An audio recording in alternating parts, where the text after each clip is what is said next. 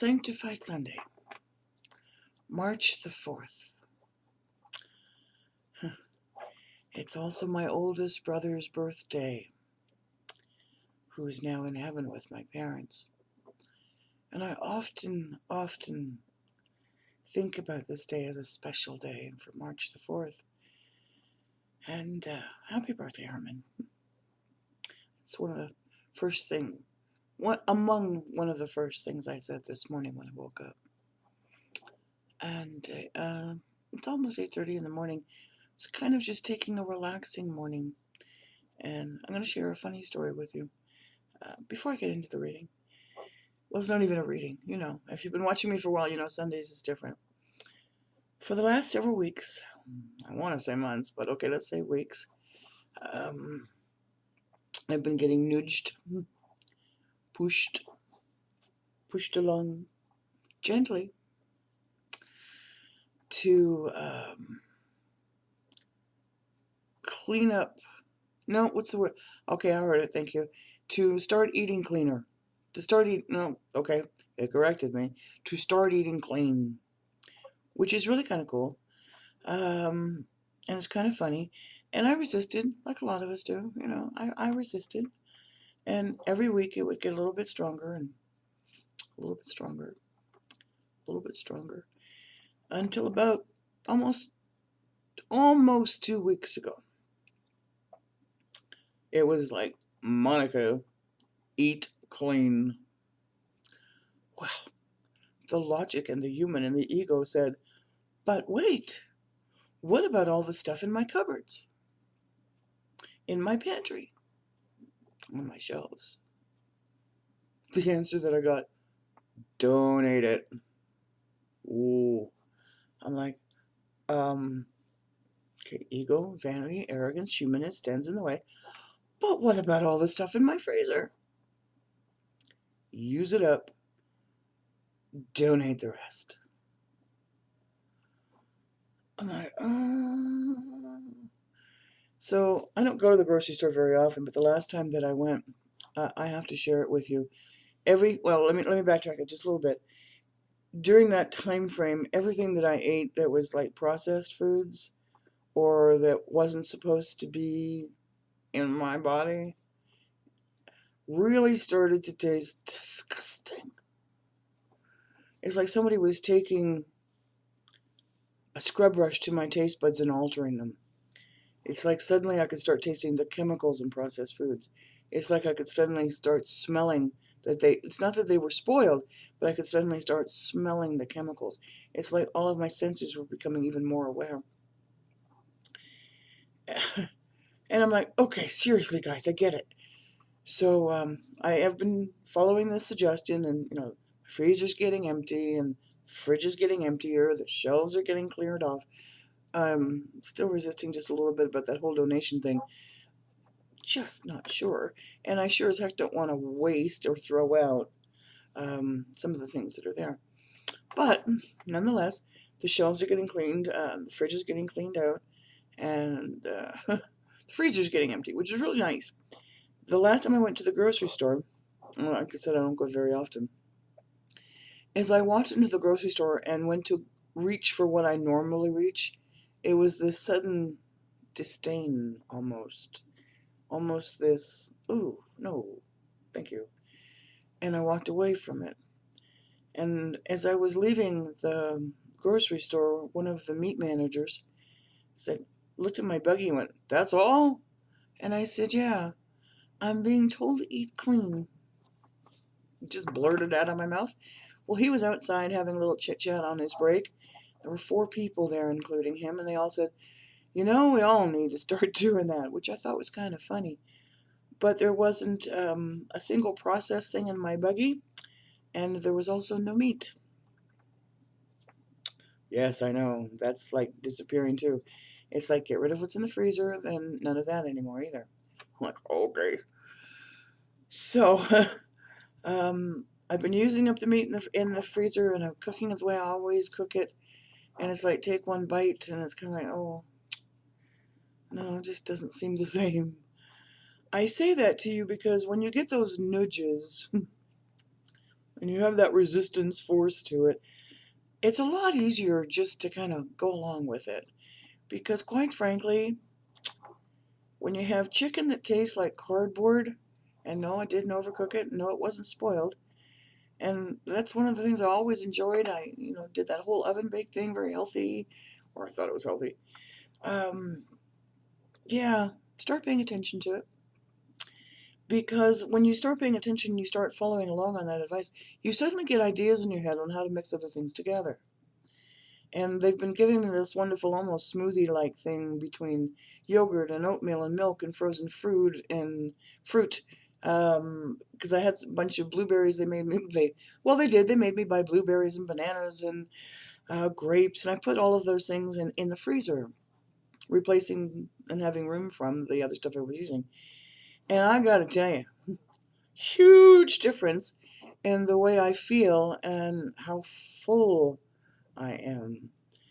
Well, I had some coffee because I've been a coffee drinker since I was a little kid, basically. Mom would always make a glass of milk and then add some coffee to it, just so we could feel like we were having coffee with our parents. But I've been a coffee drinker, good coffee drinker, always just in the morning. Never made a second pot, unless I was really needing it, or we had company. But when my coffee was finished, I didn't replace it. And in years gone by, if I ever tried to do that, or if you were in like a hospital and you can't get a cup of coffee kind of thing, you'd get those caffeine withdrawal headaches, and no, none of that. Um, when you get those nudges, it really is for your benefit, and it really is to make your life better. So, yeah, I've been following total guidance here the last few days. Just made one of the most delicious breakfast drinks, smoothies, milky shake kinds of things I've ever made from the natural ingredients here in my home. And I'm like, dang, I'm stuffed. I mean, literally stuffed. No hunger, tasted fantastic. And I'm like, wow. So I bring this up because I want to keep you on the progress of that. And see, if I make the commitment to tell you about it, then I'm going to stick with it even harder. So, for those of you who've been watching me, I'll get down off my soapbox now about healthy eating. For those of you who have been watching me, you know I don't do traditional card readings on Sundays. Instead, after putting it into prayer with God, His Son, and Holy Spirit, I like to turn to the loving words from Jesus card deck, not oracle deck, card deck, where Doreen Virtue, the creator of these cards, has taken her favorite Gospels of Jesus, combined them with gorgeous artwork by Greg Olson, and they are published by Hay House. So, I like to do that on Sunday as an inspiration, as an upliftment, and as an empowerment, but also for a loving message. And yes, we do put these into prayer and ask for it to resonate with exactly who it's to resonate for. Wow. If you had a chance, or if you haven't had the chance yet, please visit my new Facebook page, Energy Healing with Monica, and see the energy healing that was done yesterday. It's quite special, actually. The new page is totally dedicated to energy healing. Is that it? I'm being told to stop. The new page is totally dedicated to nothing but energy healing. Some personal little tidbits from me, but it's not going to be confusing anymore between what I do for a living, the angel card readings and the mediumship readings, and the energy healing. So this is going to be a 4-card read. You know, sometimes with the light I can't read these, but I've got glasses standing by, and we'll see what we can do.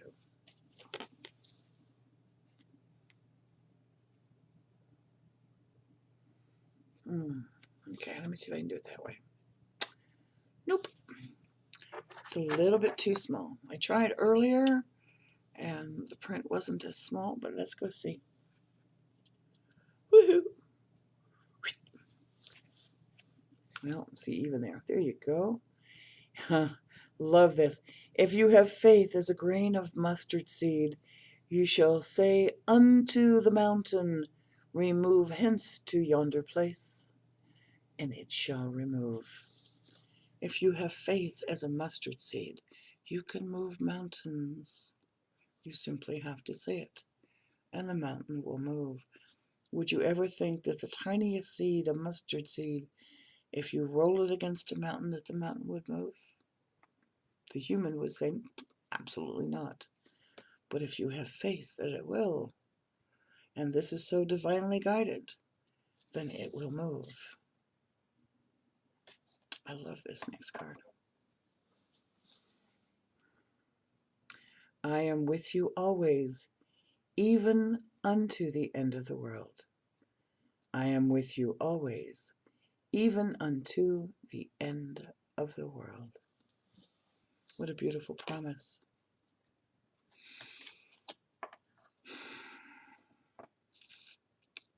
When you have the faith. Well done, thou good and faithful servant. When you listen to the divine guidance offered by God, His Son, and Holy Spirit, the angels that love you and surround you, and you follow that guidance, and you are pleasing, and you are giving, and you are sharing the power of love. Well done, thou good and faithful servant, for your path is going to be absolutely amazing. Last card.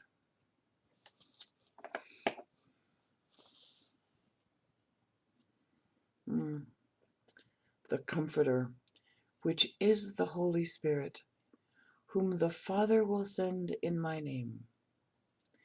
He shall teach you all these things.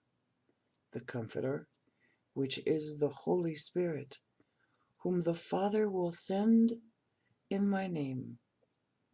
He shall teach you all these things. When you hear and feel the Holy Spirit, and know that mankind, man ego, man vanity, man arrogance, man humanness is not in the way, rejoice. Rejoice. It is the simplest. The Holy Spirit resides in each of us, and it brings us one-on-one with the complete triune. So when you get that divine guidance and you hear it, and you feel it, and it comforts you, and you are feeling peaceful and blissful and at one, rejoice. I'm going to close this. I'm not going to call it a reading. And I'm going to take just a moment to wish you a beautiful and a blessed Sunday. Rejoice in the words of God. If you do go to church, please, before you leave your home, say prayers for the minister, the priest, the bishop, whoever stands behind your altar. Say prayers that the Holy Spirit fills them from the heart and from the soul to deliver to you exactly the words you need to hear from God. For they are also messengers. Whether that's the person who stands behind the altar, or the person that leads the songs in the choir, or the choir members singing their praises, or the teachers of the Sunday school, or those who greet at the door just to say welcome. Pray for them before you leave your home. Lay down your crosses at the altar when you arrive. Absorb the words from the Holy Spirit. Let them fill your heart and soul. Leave the crosses behind that you no longer need to carry. And pray for the strength to pick those up and carry those that you might need to for just a little longer. Blessed be your day. Namaste.